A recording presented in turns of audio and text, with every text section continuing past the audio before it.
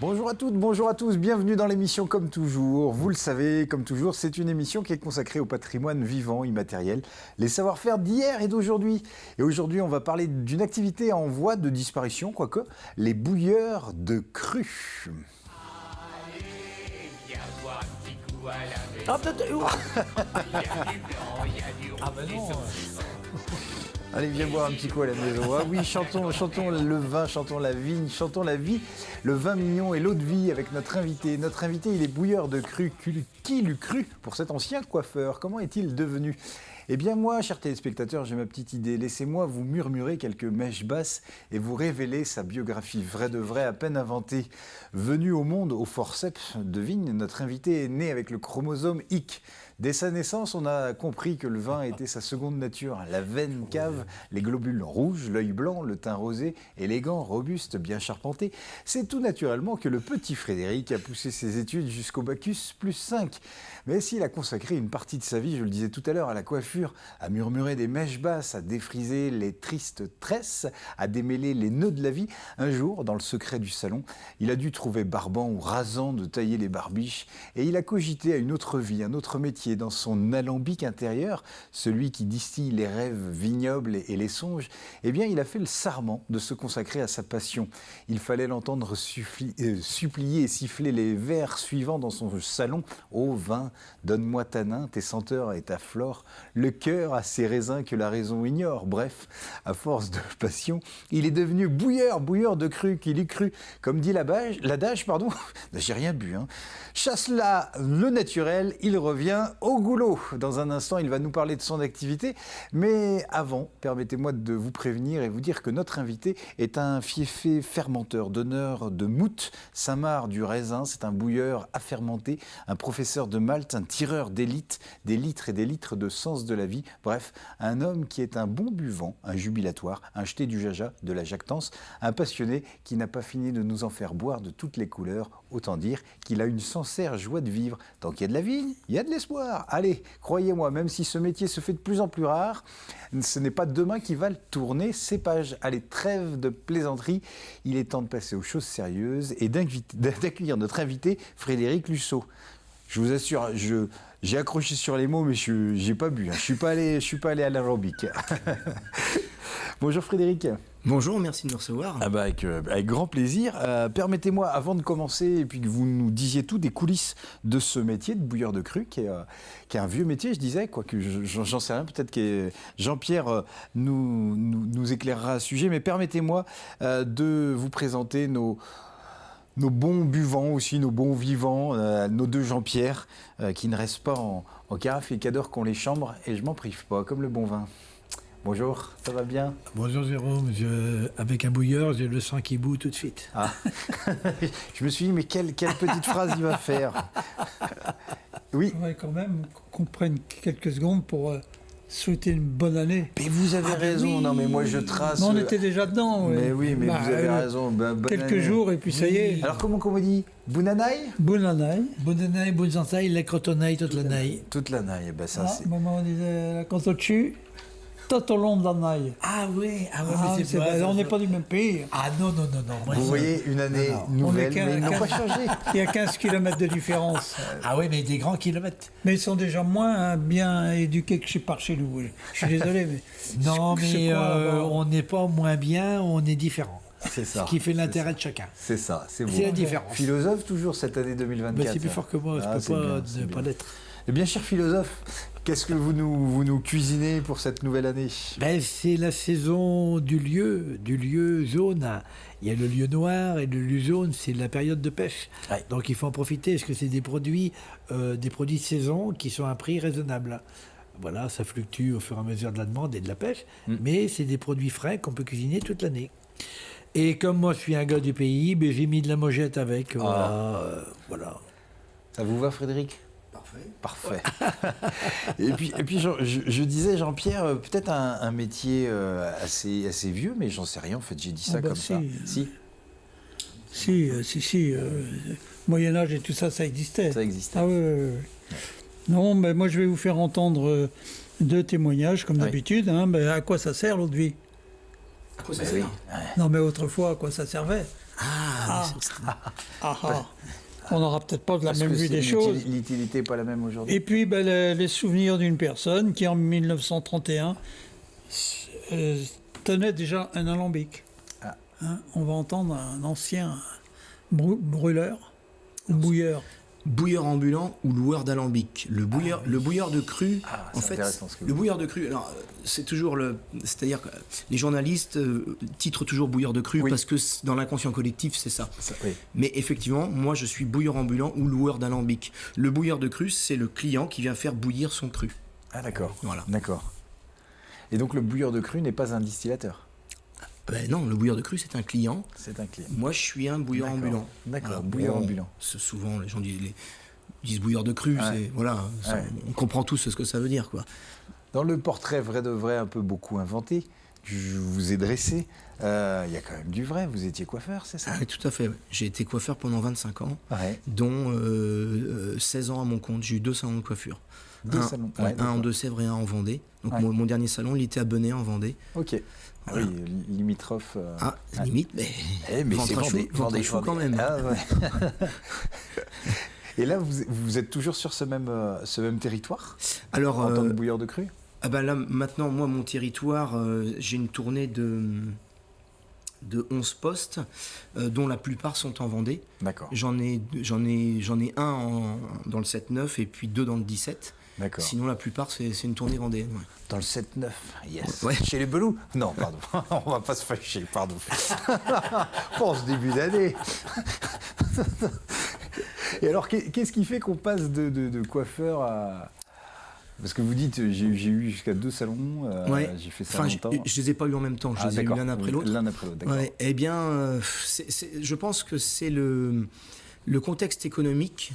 C'est très difficile, hein, la coiffure, c'est un métier c'est compliqué de gagner sa vie aujourd'hui en coiffure. Et donc moi j'avais un petit salon homme, enfin même si je faisais un peu de coiffure mixte, mais c'était principalement de l'homme. Et je gagnais pas grand chose en fait.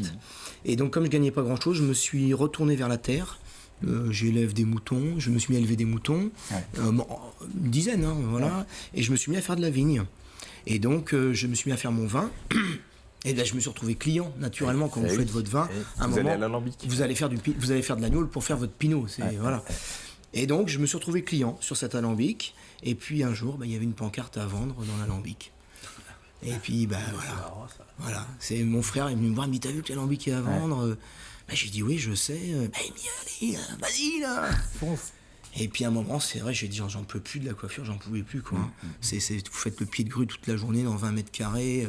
C'est difficile. Puis je commençais à avoir mal partout, bizarrement. Là, je soulève des tonneaux toute la journée, j'ai mal nulle part, quoi. Mais. Ouais, des gestes contenus. J'avais l'épaule gauche qui Répétitif, descendait ouais. plus, elle était restée en haut parce que vous avez le peigne qui est plus haut que le ciseau. Enfin, Ouais. Il était temps que ça s'arrête, quoi. D'accord.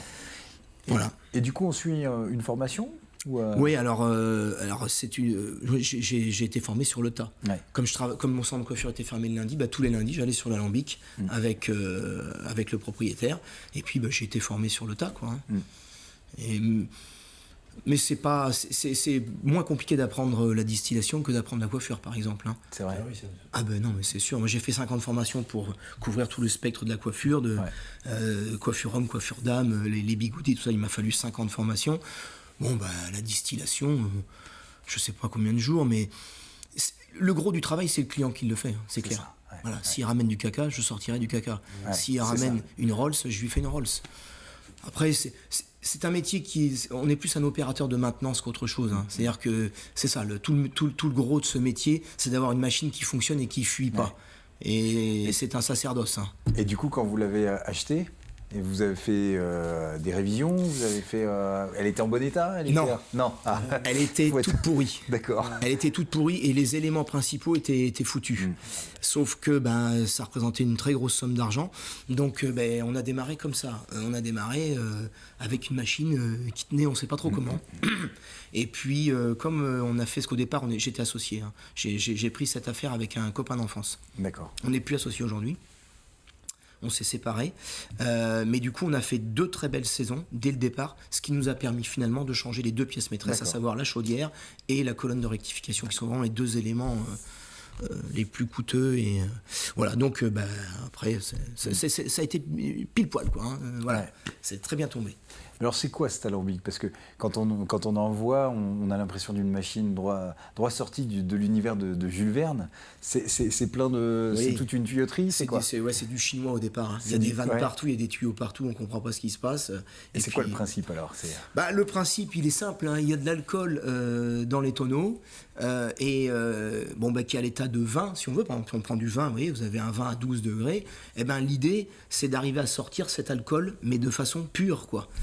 Et donc, ça, c'est la distillation. On chauffe, tout simplement. Sous l'effet de la chaleur, les alcools partent à l'état gazeux. Et là, on les récupère. Et condensation dans un serpentin. En fait, ça se condense. Et retour à l'état liquide, quoi. Voilà, donc c'est extraire l'alcool pur contenu dans cette fermentation alcoolique qui est le vin, les prunes, etc. etc. Et qu'est-ce que les clients amènent alors? Ils amènent des fruits, ils amènent... Oui, ils amènent donc ils emmènent... Alors, normalement, on est censé arriver à l'alambic avec ce qu'on appelle un mou. D'accord. Donc ça a déjà... Donc un mou, ça porte bien son nom, c'est mou. Hein. Il y a déjà quelques semaines. Non mais ce que je veux dire, c'est qu'il faut que ce soit liquide, le plus liquide possible. Donc c'est des prunes fermentées, c'est des poires écrasées fermentées, des pommes écrasées fermentées, du vin. Voilà. En fait, tous les fruits peuvent fermenter, si vous voulez. Il y en a même qui ramènent du melon, par exemple. Ah oui. Ouais. Alors, c'est pas la meilleure eau de vie. Hein, non, c'est comme la vodka, c'est pas ce qu'il y a de meilleur. Hein, mais quand on a que des patates et des betteraves, on se débrouille. Et puis, quand on a envie de boire un petit coup, on trouve une astuce. Hein. Et les mecs dans le nord de la Russie, ils ont trouvé avec les patates et les betteraves. Hein. Et ça fait son effet, a priori. Ah oui. Ce que je vous propose, puis j'en profite parce que c'est un peu la magie du direct, pour demander aussi d'avoir un peu une idée du temps, parce que d'habitude je vois à peu près où on en est. Voilà, c'est magique, ça arrive devant mes yeux. Et c'est justement, c'est l'intuition. Cette nouvelle année, je savais que c'était le moment de Jean-Pierre Pouveau. Allez, on passe à table. J'en profite pour remercier et souhaiter une bonne année à l'équipe qui est en studio. Réciproquement, bonne année à toi, Jérôme, et au bouilleur de cru, bien sûr. Parce que c'est important. À toi, Jean-Pierre, mais ça fait longtemps qu'on s'est souhaité. Ils se sont bisés déjà. Oui, bisés, rebisés. Et sans vouloir couper un cheveu en quatre, voilà. C'était une recette basique que j'ai fait souvent. Hein. C'est un filet de lieu jaune aux mosettes. Alors en gros, pour caricaturer la recette, on fait cuire des mosettes à part et après on fait une fondue de tomates avec des oignons, de l'ail. Et les mosettes qui sont cuites, pas trop, mais juste pour qu'elles soient mangeables, on les égoutte. Et dans cette fondue de tomates, alors nous on a fait pas mal de conserves de tomates fraîches. Voilà, dans les conserves de tomates qui ont été faites à la bonne saison, on les ressort et ça sert de base. Hein. Et donc une fondue d'oignons, échalotes, d'ail, du thym, du laurier, la mosette cuite, on la met dedans. Et à part, moi je mets toujours le poisson un petit peu dans le gros sel pendant 1 heure ou 2. D'abord ça le raffermit, ça permet de le manger à peine cuit, quoi. Voilà. Et donc on le laisse 2 heures dans le gros sel, on le rince. Et moi, je le fais cuire au beurre, parce que rien ne vaut le beurre. Et j'ai même pas encore parlé de la crème. Oui. J'ai même pas encore parlé de la crème. Vous gardez ça pour une prochaine émission. Pour peut-être à la fin de la recette. Vous avez une année à tenir. Hein, mais oui, c'est pour ça. Peut-être si je peux pas faire autrement, si c'est vraiment ça me donne, l'eau me monte à la bouche, tant pis, je mets un petit peu de crème. Hein. Allez-y, ma petite crème. Et alors donc, le lieu jaune qui a été mis dans le sel un petit peu avant, dame, on le rince et on le saisit côté... moi, je garde toujours la peau, parce que c'est la peau qui donne le goût au poisson quelque part. Bon, c'est pas vrai pour tous les poissons, mais notamment l'arrêt et d'autres. Mais là, le lieu a une peau très fine. Et la peau, quand elle est croustillante, on le retire et on met ça sur la mosette qu'on a cuisinée avec la fondue de tomate. Et on met un petit peu de chapelure à base de parassis, si j'en ai déjà parlé. Et on fait gratiner ça au four avec un petit peu de gruyère dessus. Et on mange le plat comme ça, complet, avec les mosettes dans le fond. Et si vous n'aimez pas les mosettes, vous faites la même chose pour les poissons et vous mettez le légume que vous souhaitez de saison. En accompagnement. Une fondue de choux, ça peut le faire. Ouais. Tout est permis. Mais je trouve que la mosette, d'abord, c'est un légume qui nous veut du bien. C'est vrai. Qui nous veut du bien et on n'en profite pas suffisamment pour des raisons bien connues, qui sont fausses, parce que la mosette qu'on a fait cuire, moi je fais toujours une ébullition et je jette toujours le premier jus de cuisson. Elles sont à ébullition après avoir trempé 4-5 heures, pas plus, sinon ça devient toxique. Quand elles ont trempé 4-5 heures, je vire. D'ailleurs, quand on fait cuire le premier jus de mosette, ça mousse dessus. Il y a plein d'impuretés. Ouais.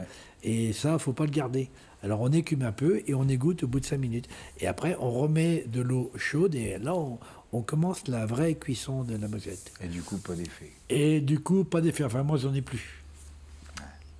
Et pourtant, Le je processus pourrais... de paix n'est pas enclenché chez vous, c'est ça. C'est ça.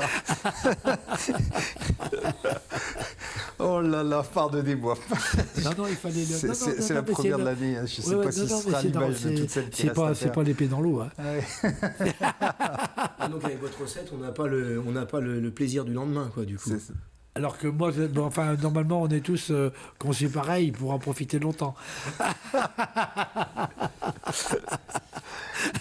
Merci beaucoup Jean-Pierre. Non, en ça tout fait cas. plaisir. On parlait, vous nous avez donné tout à l'heure à Frédéric le principe de l'alambic. C'est en quelle matière vous, elle se présente sur un camion, c'est ça? Ouais, Et après- c'est une machine des années 30-40 comme toute. D'accord, donc en cuivre. Oui.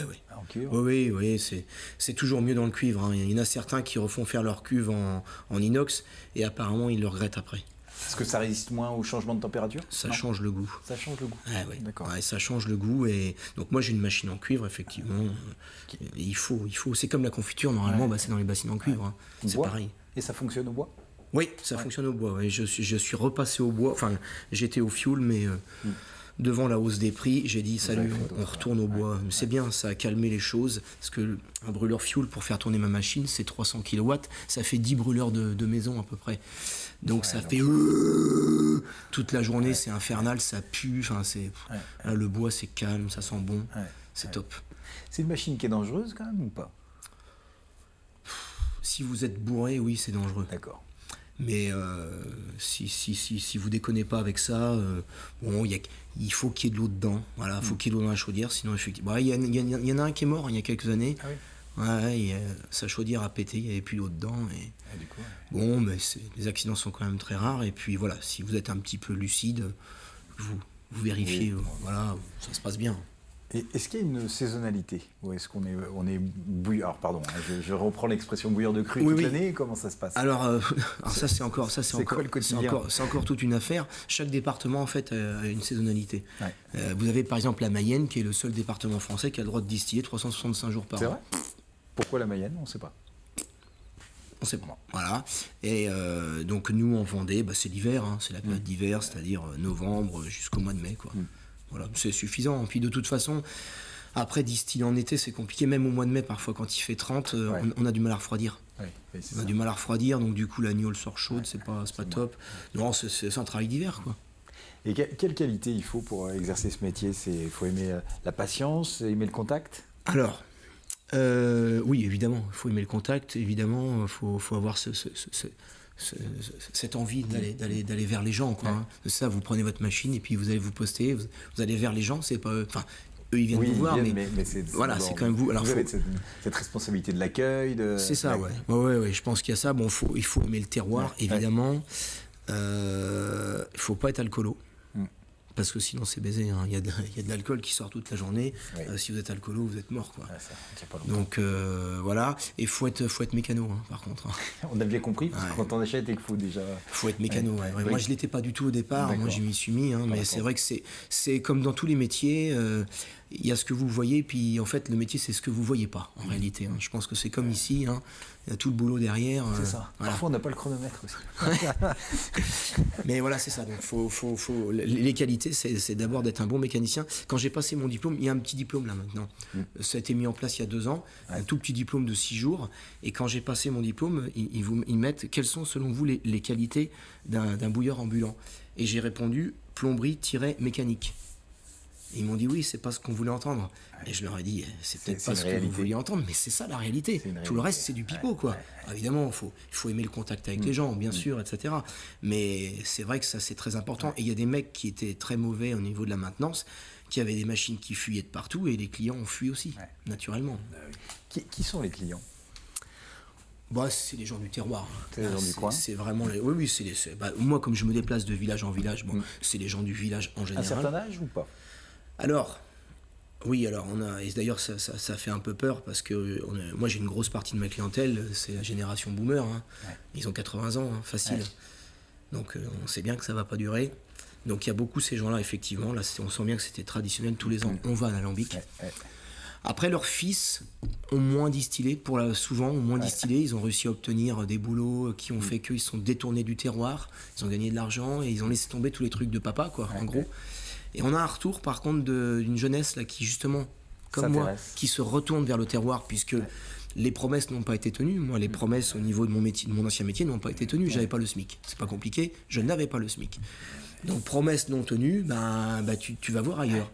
Et donc, on a des jeunes qui reviennent, gens de 30 ans, qui font du super boulot. Ils sont super contents de retourner, de refaire les gestes non pas de papa, mais de papy. Papy, ça a sauté une génération. C'est ça, ouais. C'est ça. Bon, il y a des gens de 60 ans, 70 ans qui distillent, mais c'est vrai que... Mais c'est uniquement masculin. Il n'y a pas de femmes. Si. Ah si, il y en a. Voilà. Il y a des femmes. Il y a des femmes. Oui. Par exemple, là, j'ai distillé pour une jeune femme là, qui est pas du terroir. Elle est dans le spectacle. Oui. Et elle me fait des camelotes extraordinaires. Super produit, quoi. J'ai quelques femmes. Si. Bon, évidemment, c'est beaucoup plus un truc de mec, ça, c'est évident. Donc, on va voir, je me permets de vous couper parce qu'on va voir si dans le temps c'était un truc de bonhomme ou de bonne femme, puisqu'on fait un bond dans le temps avec la chronique de Jean-Pierre Bertrand, on passe de bouche à oreille. Oui, dans le temps, ça a toujours existé. Et je pense que il ne faut pas oublier que quasiment, en tout cas en Vendée, quasiment tout le monde avait sa vigne. Ouais. Ça, c'était une première Une constante. élément qu'on n'a pas aujourd'hui. Les gens d'un bourg, par exemple, s'arrangeaient à avoir leur vigne. Le boucher, le charcutier avait peut-être 4 ans de vigne chez machin. Tout ça existait. Mais à l'époque, l'eau de vie, j'aime pas le mot gnôle.